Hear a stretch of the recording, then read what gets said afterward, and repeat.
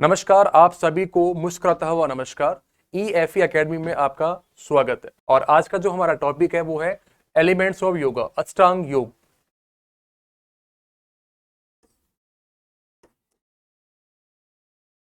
आज हम पढ़ेंगे अष्टांग योग के बारे में, यानी कि elements of yoga. Elements of yoga में जैसा आपको पता लग रहा है कि अष्ट अष्ट का मतलब हो गया अपना 8, यानी कि 8 अंगों की यहाँ पे बात होगी, जो कि इसके प्रवर्तक महर्षि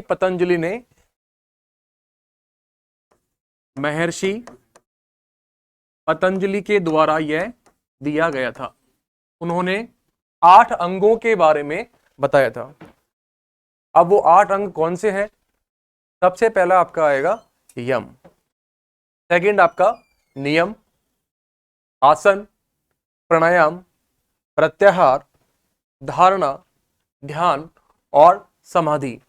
ये जो 8 अंग हैं ये सारे मिलकर बनते हैं हमारे अष्टांग योग। अष्टांग योग बोल दो, एलिमेंट्स ऑफ योगा बोल दो, और इसका एक नाम हो रहा है वो है अपना 8 फोल्ड पाथ। 8 फोल्ड पाथ, ठीक है। अब इसमें हम सबसे पहले पढ़ेंगे हमारा जो फर्स्ट वाला अंग है इसका अष्टांग योग का, वो है अपना यम। यम यम का जो अर्थ हुआ कंट्रोल करना, नियंत्रण करना, ठीक है। हमारे जो भी विचार या हमारी जो वृत्तियां हैं उनको क्या करना, कंट्रोल करना। नेगेटिविटी में नहीं जा करके हमें उस चीज के ऊपर अपन को कंट्रोल करना है। अब यहां पे यम को 5 भागों में बांटा गया है। तो यम के 5 भागों की मैं बात करूं तो वो होगा अपना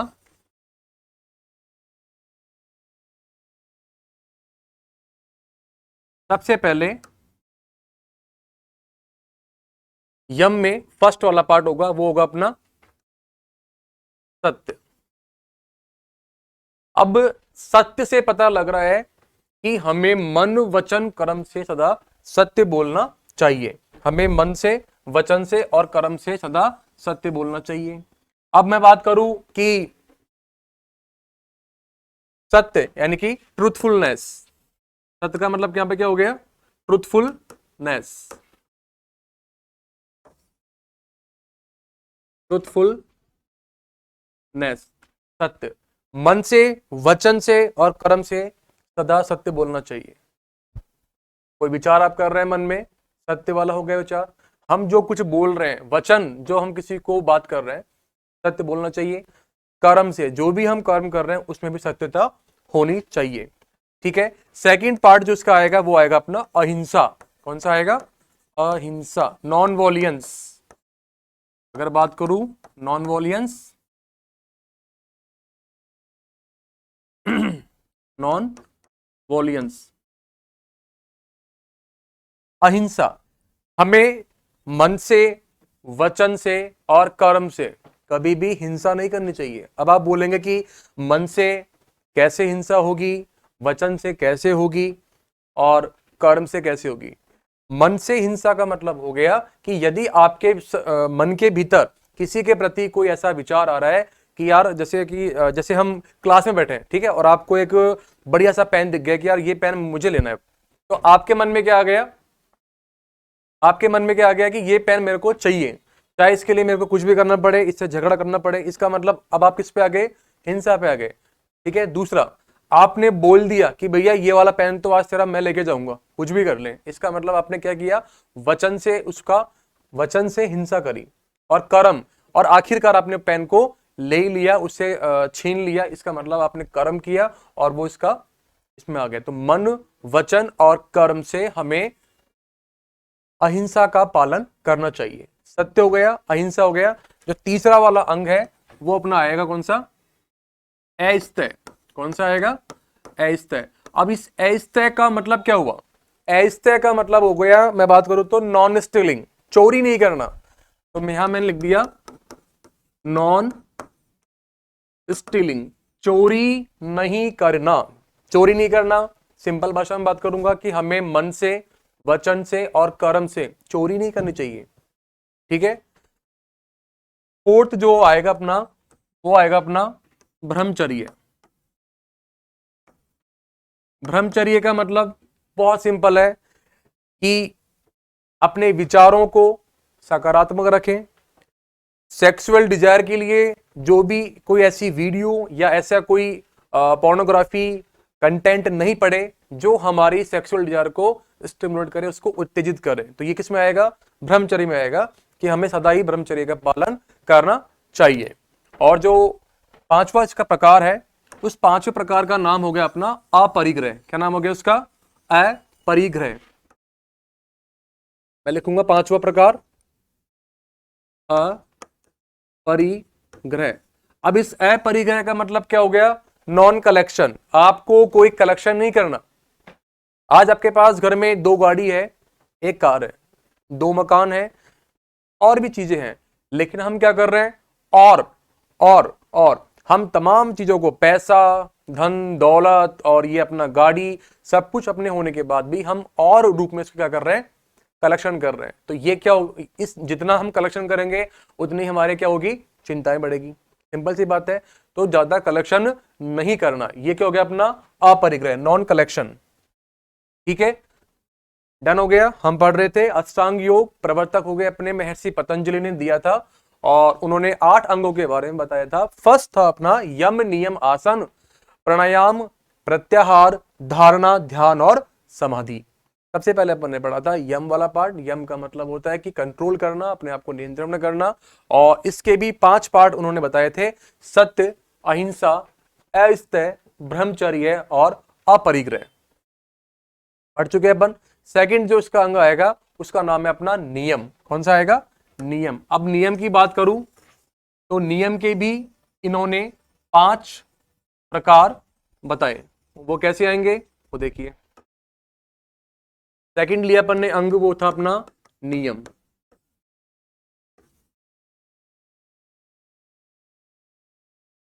ठीक है। अब यहां पे नियम का मतलब क्या हो गया? जो भी आप कार्य कर रहे हैं एक नियम से करें। हर काम में आपको एक नियम चाहिए होता है।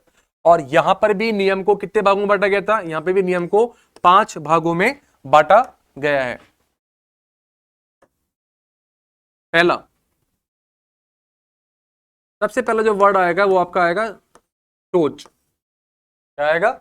सोच का मतलब क्या हो गया? अपने शुद्धता, पवित्रता, शुद्धता। तो यहां का इसका मतलब हो गया शुद्धता। अब जिस प्रकार से हम अपने शरीर को बाहर से क्लीन करते हैं, बाहर से क्लीन करने का मतलब क्या हुआ? हम नहा लिए, हमने क्रीम, पाउडर, लोशन वगैरह जो भी सारा लगा लिया, इसको हमने केवल बाहर से अपनी बॉडी को क्लीन किया। अब हम चाहते हैं कि हम अपनी बॉडी को इंटरनली भी क्या करें? क्लीन करें। तो इंटरनली क्लीन करने के लिए आप क्या करेंगे? क्रिया करेंगे। आगे हम पढ़ेंगे षट क्रिया के बारे में। तो षट क्रिया हमारी बॉडी को इंटरनली क्लीन करती है, जैसे नेति है, बस्ती है, धोती है, कपाल भाती है, त्राटक है। ये सारी षट क्रियाएं हमारे शरीर को क्या करती है? शुद्ध करती है, उनको प्योर करती है। सोच के बाद सेकंड था अपना, सोच के बाद सोच संतोष। संतोष शब्द से पता लग रहा है सेटिस्फेक्शन। जो भी आपके पास है, आपके पास जो भी चीज अवेलेबल है घर पे, या जो भी आपके पास है, घर, मकान, जायदाद या गाड़ी, घोड़े, जो भी आपके पास है, हम उसमें क्या है? संतुष्ट है। जो भी हमारे पास है उसमें हमें संतुष्ट रहना चाहिए। ये हो गया आपका सेटिस्फेक्शन। तीसरा जो था आपका वो आएगा अपना तप।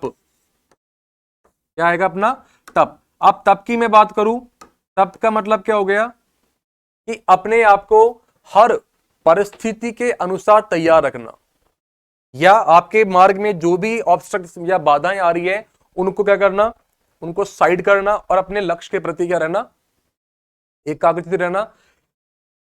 कहने का मतलब क्या हुआ? हर परिस्थिति में अपने आप को तैयार रखना। फॉर एग्जाम्पल के लिए, हमारे घर में एसी लग रही है, उनके घर में एसी लग रही है, उनके घर में एसी लग रही है। हम कहीं स्कूल में पढ़ रहे हैं या कहीं कहीं पढ़ रहे हैं और वहां पे एसी नहीं है, और इन केस लाइट चल जाती है और पंखा चल रहा है, जो भी सिस्टम था, और वहां पर आपके पसीने आने शुरू होते हैं। चूंकि आपकी आदत क्या थी कि भैया मैं तो हमेशा एसी में रहता हूं, ठीक है, मैं ये गर्मी सहन नहीं कर सकता। लेकिन अब आप क्या करना है? अब आपको तप वाला जो थर्ड वाला पार्ट है नियम का, इसको फॉलो करना है कि हर परिस्थिति में अपने आप को तैयार रखना। आपको इस चीज को भी तैयार करना है कि इनकेस अगर कभी लाइट चली गई तो मुझे इस चीज को भी सहन करना आना चाहिए। वो क्या हो गया अपना तप, अपने आप को तप करना। इसके बाद जो फोर्थ पॉइंट है आपका वो कौन सा आएगा, वो आएगा अपना स्वाध्याय। स्वाध्याय का मतलब क्या हो गया, स्व मतलब हम खुद, सेल्फ अध्ययन कर रहे हैं। स्व अध्याय का मतलब सिंपल से हो गया कि जितनी भी हमारी धार्मिक किताबें हैं, जैसे गीता है, महाभारत है, पुराण है, बाइबल है, कुरान, जो भी जितने भी धार्मिक पुस्तक है, आप उनका क्या करें, अध्ययन करेंगे। जब आप खुद अध्ययन करेंगे तब आपको क्या होगा, स्वाध्याय होगा। और नियम का आखिरी जो पार्ट है 5वां नंबर का, वो कौन सा आएगा, ईश्वर प्राणिधान। कौन सा आएगा, ईश्वर प्राणिधान। अब ईश्वर प्राणिधान का मतलब क्या हुआ, नाम से पता लग रहा है ईश्वर जो अपना भगवान है, प्राणिधान यानी कि जो भी आप काम कर रहे हैं, मन वचन कर्म से जो भी आप कार्य कर रहे हैं, आप जिस भी फील्ड में हैं या जो भी हम कर्म करते हैं, हमें उसको समर्पित करना है ऊपर वाले को कि हे भगवान मैं आपको ये समर्पित कर रहा हूं। ईश्वर प्राणी धान। तो यहां तक आपका जो 2 पार्ट थे आपके यम और नियम, ये हमने आज पढ़े। अब तीसरी मैं अगर बात करूं तीसरे अंग की, तो वो अपना कौन सा होगा, वो होगा अपना आसन।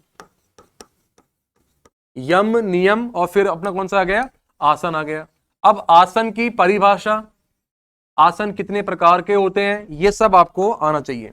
आसन का मतलब क्या हो रहा है, सिंपल सा वर्ड है आसन, पोस्चर, एक मुद्रा, कि आप जिस भी मुद्रा में बैठे हैं जिसमें आपको सुख मिल रहा है, वो आपका क्या हो गया, आसन हो गया।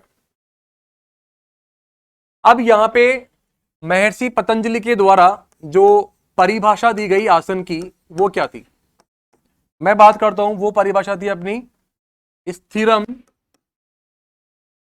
सुखम आसनम। क्या थी वो, स्थिरम सुखम आसनम, यानी कि जिस भी आसन में आप सुखपूर्वक बैठ सके, स्थिर होकर बैठ सके, स्थिरता के साथ सुख मिल रहा है आपको, वो क्या हो गया, हमारा आसन हो गया। ठीक है। और दूसरा था अपना ब्रह्म उपनिषद। ब्रह्म उपनिषद में क्या क्या बताया गया था कि चिरकाल तक, आप लंबे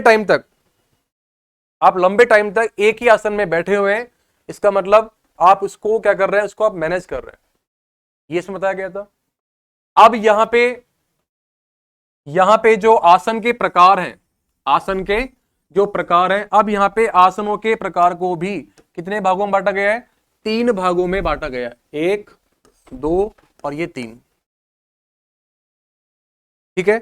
सबसे पहले हम बात करेंगे वो है अपना मेडिटेटिव आसन। मेडिटेटिव का मतलब क्या हो गया, ध्यानात्मक आसन। और नंबर 2 कौन सा हो गया, रिलैक्सेटिव आसन यानी कि विश्रामात्मक। और तीसरा जो अपना आएगा वो कौन सा आएगा अपना, वो आएगा अपना शरीर संवर्धनात्मक, यानी कि ये हो गया आपका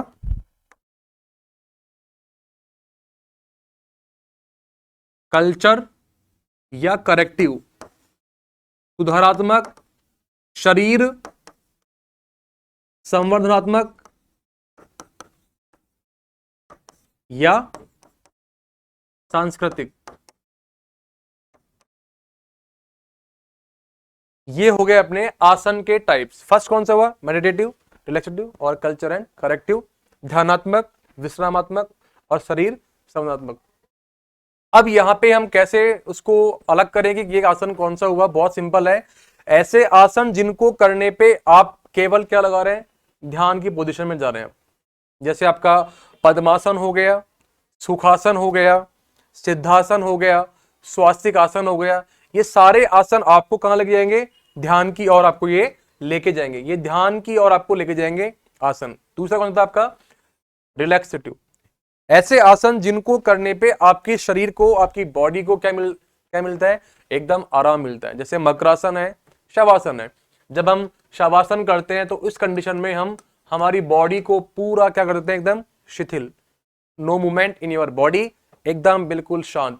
जैसे हम रात को सो रहे हैं, जब हम रात को सो रहे होते हैं तो उस टाइम हमारी बॉडी का आसन कौन सा होता है, वो होता है अपना शवासन। उस कंडीशन में हम कुछ भी नहीं करते, आराम से एकदम बॉडी को रिलैक्स कर रखा है। तो यहाँ पे क्या जाएगा, एक तो जाएगा अपना शवासन और एक अपना जाएगा मकरासन, शवासन और मकरासन, ठीक है। और एक आ जाएगा अपना शशक आसन, शशांक आसन, ठीक है।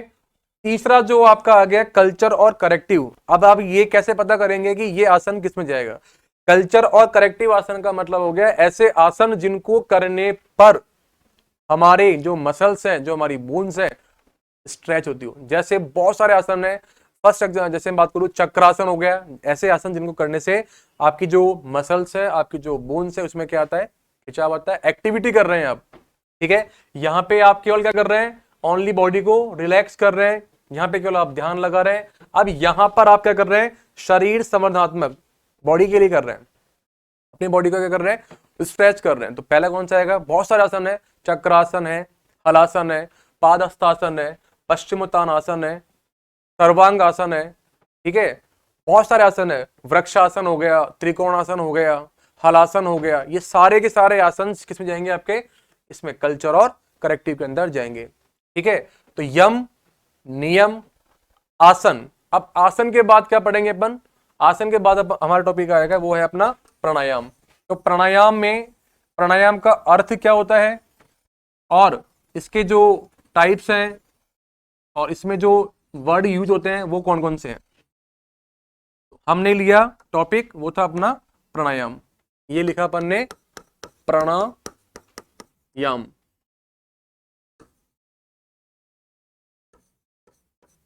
ये लिख दिया अपन ने प्राणायाम। अब प्राणायाम को अगर हम बात करते हैं तो इनकी प्राण,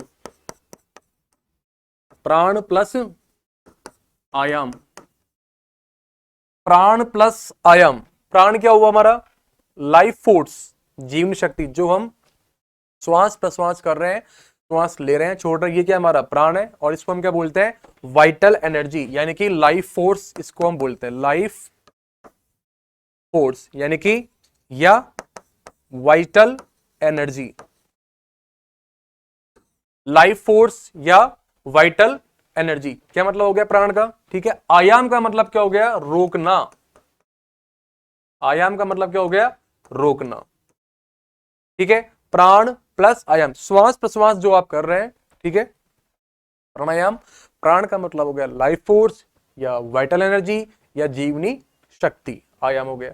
अब यहां पे प्राणायाम में जो हम वर्ड्स यूज करते हैं, इसके जो भाग हैं, पार्ट्स ऑफ प्राणायाम, क्या बोलेंगे इसे अपन, पार्ट्स ऑफ प्राणायाम। तो पार्ट्स में क्या क्या पढ़ेंगे हम, पार्ट्स में पढ़ेंगे, पार्ट्स ऑफ प्राणायाम में सबसे पहले वर्ड आएगा आपका, वो आएगा पूरक। सेकंड जो वर्ड आएगा वो आएगा आपका रेचक, और जो थर्ड वर्ड आएगा वो आपका आएगा कुंभक। पूरक, रेचक और कुंभक, ये तीन वर्ड आपको याद करने हैं। पूरक का मतलब हो गया इनहेलेशन, इनहेलेशन श्वास लेना। रेचक का मतलब हो गया एक्सहेलेशन, श्वास को छोड़ना। और कुंभक का मतलब हो गया उसको कंट्रोल करना, रिटेन द ब्रीथ, उसको आप रोक कर, रिटेन द ब्रीथ, उसको आप क्या कर रहे हैं, रोक रहे हैं। पार्ट्स ऑफ प्राणायाम, पूरक श्वास ले रहे हैं, इनहेलेशन श्वास छोड़ रहे हैं, रेचक एक्सहेलेशन, एंड थर्ड वर्ड कौन सा आएगा, वो आपका कुंभक, यानी कि रिटेन द ब्रीथ, उसको आपको कंट्रोल करना है, ना तो आपकी श्वास बाहर जा रही है ना श्वास आपकी अंदर जा रही है, आपने इसको क्या कर दिया, बीच में आपको रोक दिया। प्राणायाम, अब यहाँ पे प्राणायाम में कौन कौन से प्राणायाम है, उनके नेम और उनके बेनिफिट और उनके क्या क्या कॉन्ट्राडिकेशन होते हैं, किसको करना चाहिए किसको नहीं करना चाहिए, उसको बोलते हैं अपन कॉन्ट्राडिकेशन, ठीक है। अब प्राणायाम में सबसे पहले मैं बात करूं, जैसे मैं बात करता हूं भ्रामरी प्राणायाम,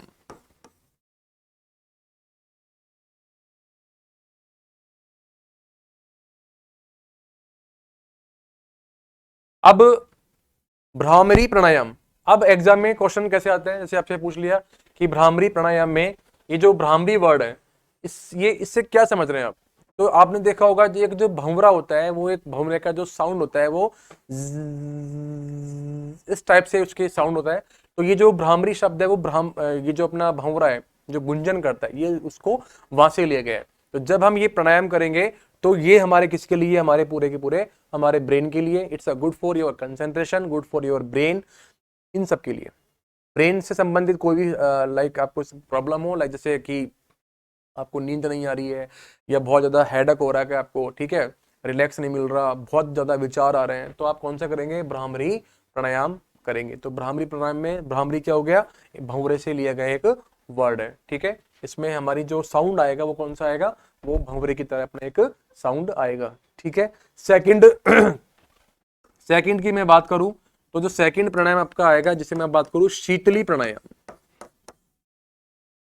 शीतली प्राणायाम। अब शीतली प्राणायाम में शीतल जो वर्ड आ रहा है वो क्या आ रहा है, कूल, बोलते हैं ना कूल, ठंडा होना। इसका मतलब क्या हुआ, जब आप ये प्राणायाम करेंगे तो इस टाइम हमारी बॉडी क्या होती है, बिल्कुल एकदम बॉडी को एक ठंडक मिलती है, ठीक है। कैसे करेंगे, शीतली प्राणायाम में जो हमारी जीभ है, जो हमारी टंग है, उसको हम आगे से फोल्ड करेंगे और श्वास लेंगे कहां से, टंग से। जैसे आपने जीभ बाहर निकाली,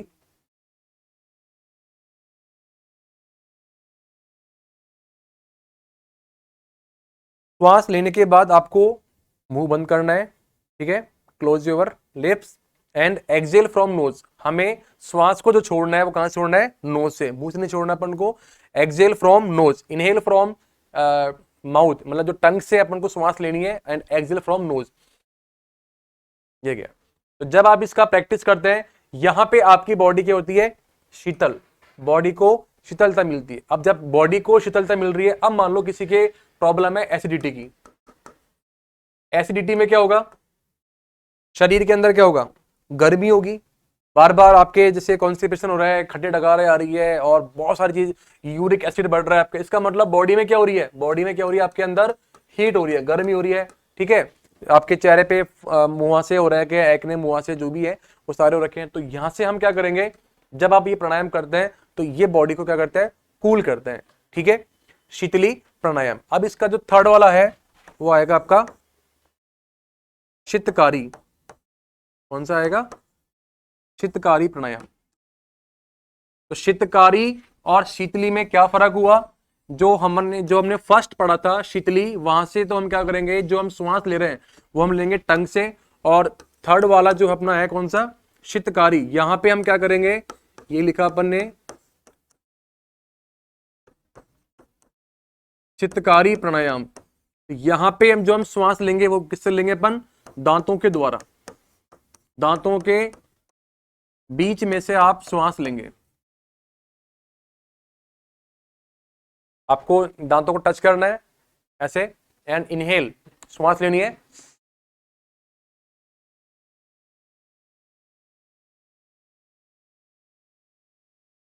close your mouth, exhale from nose. जितना टाइम से आपने श्वास लिया उतना टाइम आपको श्वास को बाहर छोड़ना है। ये कौन सा हो गया आपका, शीतकारी प्राणायाम। बेनिफिट बात करें तो जो भी अपने दांतों की प्रॉब्लम है, पायरिया वगैरह है, या दांतों की जो भी प्रॉब्लम है वो इसके लिए जाएगा शीतकारी। ये भी क्या कर रहा है, हमारे जो हमारे दांतों के बीच में जितनी भी प्रॉब्लम्स होती है उनको एक शीतलता प्रदान कर रहा है। तो पहला कौन सा था आपका, भ्रामरी था, फिर था आपका शीतली, फिर आपका हो गया शीतकारी। अब आपका जो फोर्थ आएगा वो कौन सा आएगा, अनुलोम विलोम प्राणायाम। अनुलोम विलोम प्राणायाम। अनुलोम विलोम, विलोम का मतलब क्या हुआ, अपोजिट, ठीक है। यानी कि जो हमारा लेफ्ट हैंड है ये क्या हो रहा है, विलोम हो रहा है, और जो हमारा अनुलोम मतलब एक तो हो गया उल्टा, एक होगा सीधा। यानी कि जो हम श्वास लेंगे, छोड़ेंगे, छोड़ने के बाद वापस उससे लेंगे, तो हम उसको कैसे करेंगे, अनुलोम विलोम प्राणायाम में हम क्या करते हैं, क्यों करते हैं, और इसका बेनिफिट क्या है। सबसे पहले आपने क्या किया, जो भी आपको लगता है लेफ्ट या right nostril, left nostril and the right nostril, जैसे मैंने राइट नोस्ट्रल को बंद किया सबसे पहले, इनहेल फ्रॉम लेफ्ट, और इसको हम बंद कर देंगे लेफ्ट को, एंड राइट से एक्सेल कर देंगे। राइट से एक्सेल किया तो जिस नोस्ट्रल से आपने एक्सेल किया वापस उसी से क्या करना है, इनहेल करना है। क्लोज कर देंगे राइट को एंड लेफ्ट से निकाल देंगे। ये पूरा साइकिल आपको करना है। आप चाहे इसको 5 से 10 मिनट्स तक इसको आप कर सकते हैं।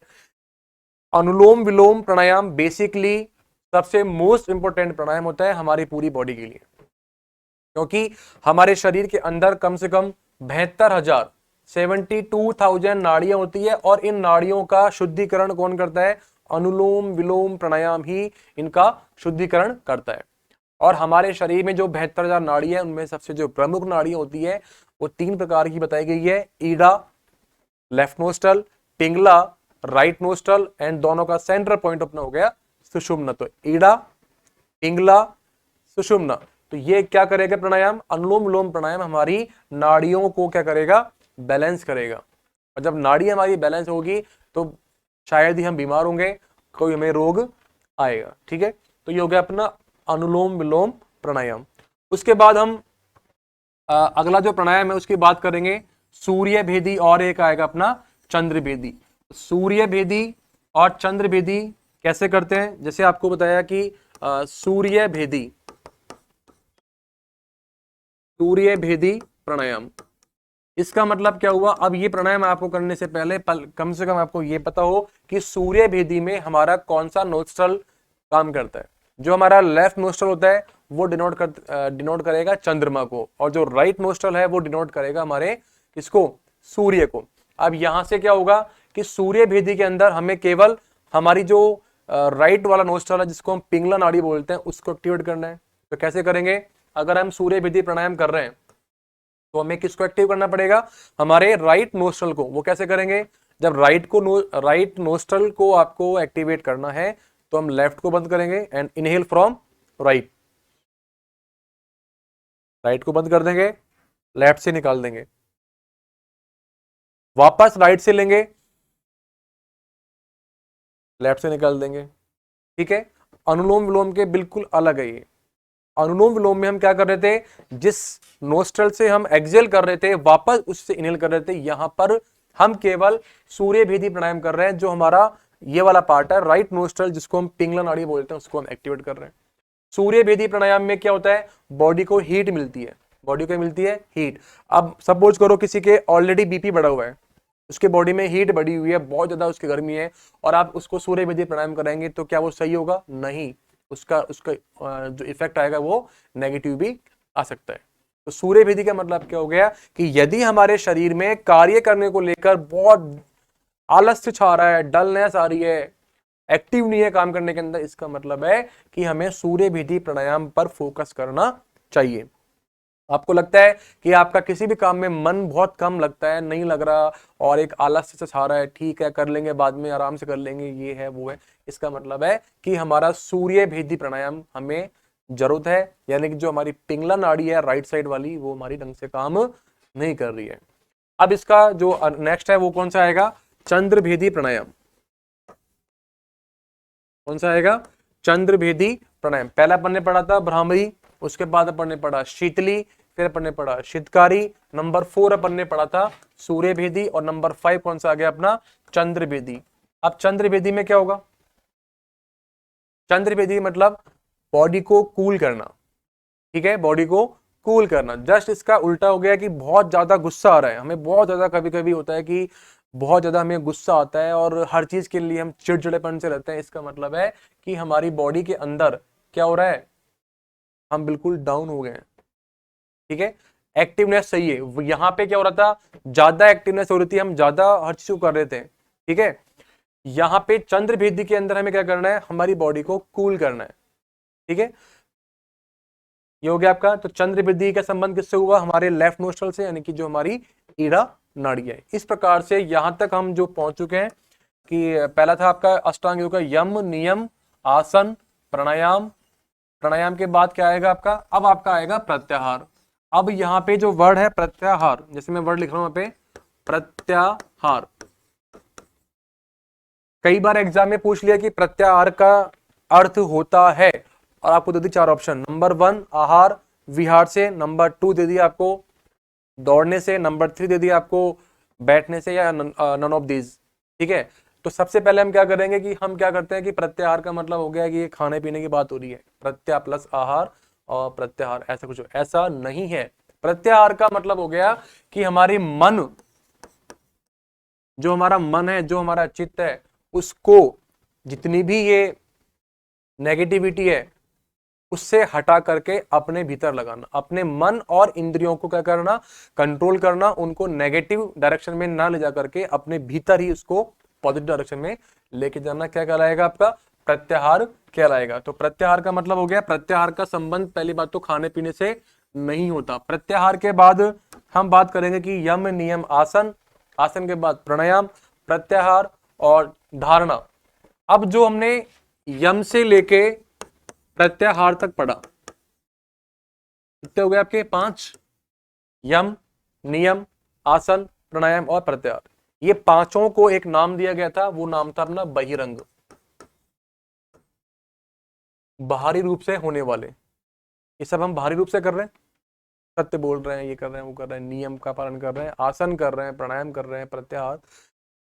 ठीक है, ये भाई। और जो लास्ट के जो बच गए नंबर 6, नंबर 7 और नंबर 8, यहाँ पे कौन सा आएगा, ये आपका आएगा धारणा, और यहाँ पे आएगा आपका ध्यान, और यहाँ पे आएगा आपका समाधि। धारणा, ध्यान, समाधि, इनको एक नाम दिया गया था, वो था अंतरंग।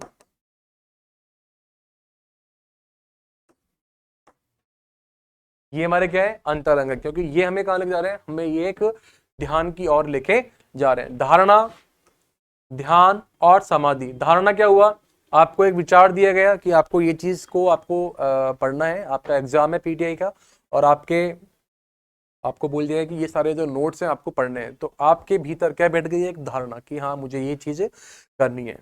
धारणा के बाद जैसे ही हम आगे बढ़ते हैं तो वो धारणा धीरे धीरे हमारे कन्वर्ट हो जाएगी किसके अंदर, ध्यान के अंदर, कि हाँ मुझे मेरी एग्जाम का पूरा ध्यान इस पेपर को लगाना है। अब वो आपके लिए क्या बन गया, ध्यान बन गया।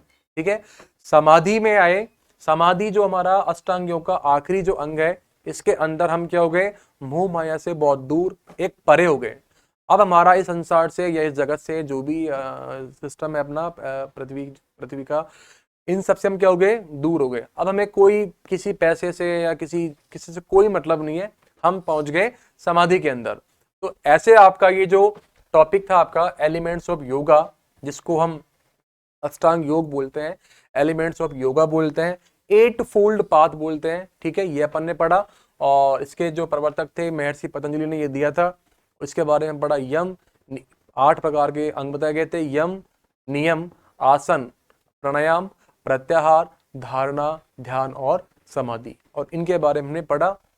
और आशा करता हूँ कि आपको ये काफी समझ में आया होगा और कुछ नई चीज आपने सीखी होगी।